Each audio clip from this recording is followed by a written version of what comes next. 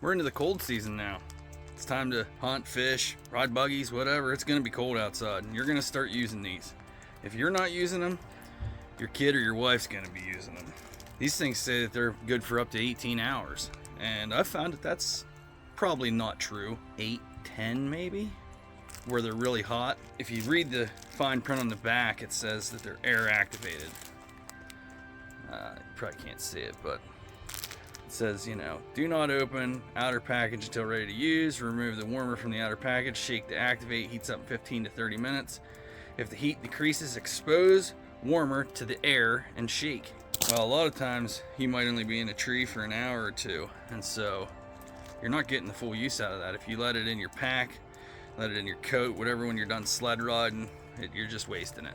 They're not that expensive, but there's no point in wasting them. So a little thing they don't tell you, it'd be nice if they told you right on the package, right, is if you get a Ziploc bag and you take the hand warmer when you're done for the day or however long it is, you put it in that Ziploc bag and you get all that air out of that bag, you seal it back up, it'll shut that down.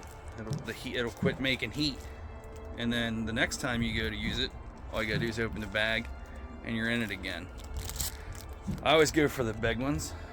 The little ones don't put off enough heat, and the ones that you put in your boots are a piece of shit. They're totally worthless. But if you take this big one even and you're wearing a light, maybe on the insulated boot, and your toes get cold, and you just, you know, lay that up right on your toe and just let it sit there for like 10 or 15 minutes, it'll even heat your feet up. They're pretty awesome for $5 or $6. I think you get like 10 of them, 10 of the big ones. If you're careful about, you know, putting them away and getting all the use out of them, it'll last you quite a while. Figured I'd save you a couple bucks and show you how to use warmers a little bit longer.